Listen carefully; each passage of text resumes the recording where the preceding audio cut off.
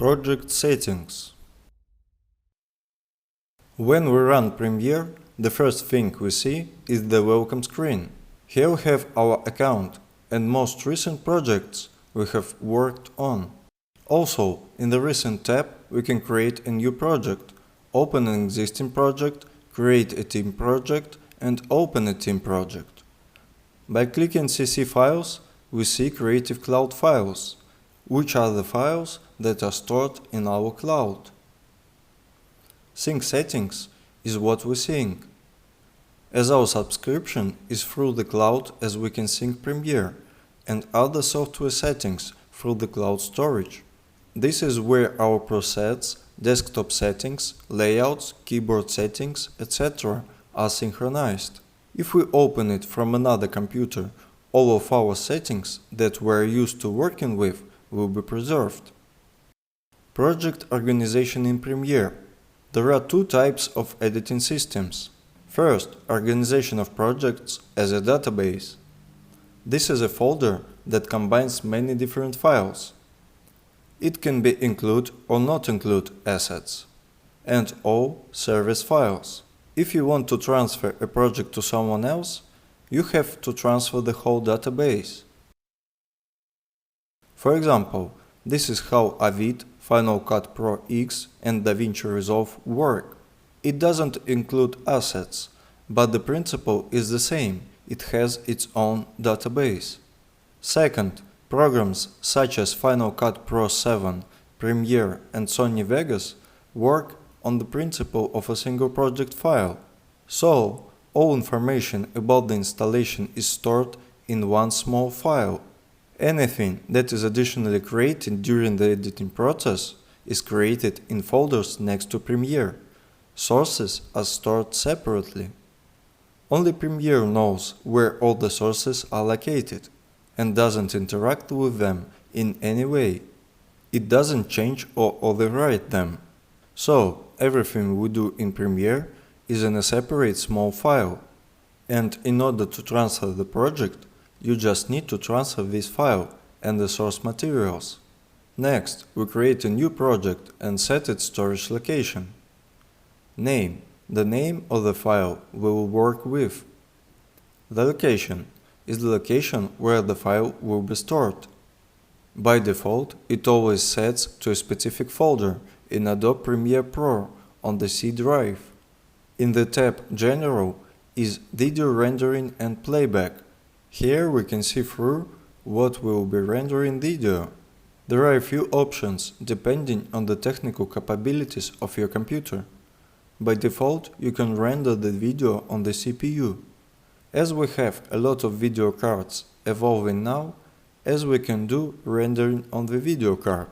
If you work on a Mac with an NVIDIA graphic card, you can see not only CUDA technology, but also Metal technology. For example, if you have an AMD video card, you won't be able to use CUDA technology, but you will have OpenCL. If you don't have a video card at all, you will probably have Mercury Playback Engine software only, which means that rendering will only be done on the CPU. Why is it convenient to render on a video card? Rendering is faster because there are extra resources. It's not only on the video card, but just divides the process. Some part is done on the processor and the other part is done on the video card. Using the video card is sometimes slow with errors and artifacts. Sometimes CUDA works very incorrectly with multi-camera and with some effects. If you get rendering errors, the first thing you should do is try rendering on the CPU and not on the video card. But in most cases, everything works fine. Next, we check display format. It shows how the timeline will be displayed in our project. By default, it's timecode. The usual scheme is seconds, minutes, frames. As Premiere is one of the oldest editing programs, as it's still the way to work with tape, and the last option is to measure the timeline in frames.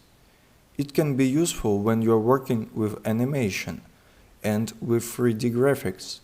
For example, if you are working with an animation project, You are given a calculated frames. Then you gather them because you need the exact number of frames. The rendering time depends on this process. We can display the audio using display format. Milliseconds is 1 of 1,000th of a second, which means you can trim the audio based on thousandths of a second. If you are trimming video, you only trim frame by frame. And you can trim the sound in fractions of a frame. Then we can choose audio samples. It's even more gradation of a second, because the sound is recorded at a certain frequency, 44 Hz, 48 Hz, etc. Hertz is the number of units per second. 48 Hz are 48,000 divisions per second. The capture format is the capture methods. It's the technology left over from capturing from film media. Here we can choose the default setting, DV or HDV. Now this is almost not used by anyone. I mentioned it because I promised to tell you everything in detail. At the bottom there is an option display the project item name and label color for all instances, which allows you to color code project and timeline. For example, you can paint one clip in the project panel red and in the timeline pink because it's convenient for you. Everyone chooses wherever this feature is convenient or not, so it's disabled by default. After setting up General, we check Scratch disks. Here is what is created by Premiere itself to work with this project. So, we create the project file by clicking OK. What is it? Here we can choose the place where the service files that we create while working will appear. By default, it's same as project, which means it's in the same place as the project itself. For convenience, we can choose another folder. What parameters can we set? First, captured video and captured audio. We get back to the film media.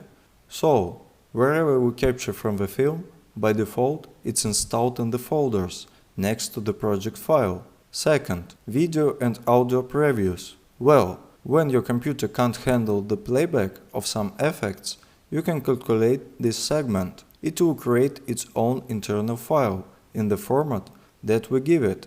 Then, when it plays that piece of video, it won't recalculate these effects. It will just play the recalculated file. It's the same with audio previews.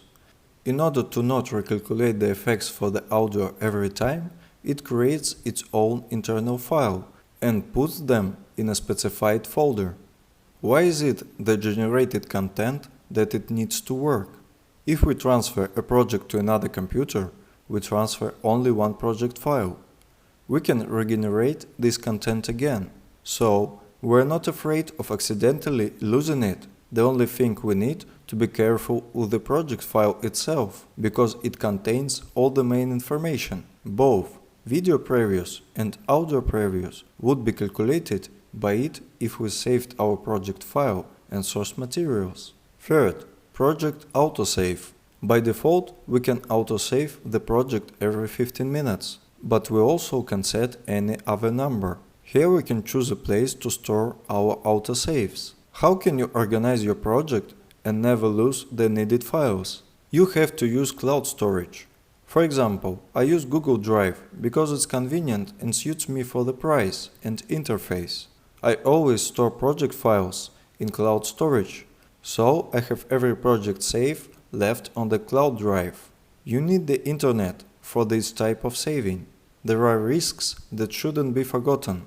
Your computer may burn out, the disk may crumble, etc.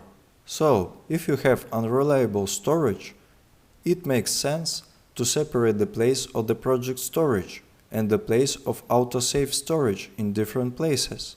For example, a project file can be stored on drive C, while autosaves can be stored on drive D. In addition, the source materials always need to be duplicated.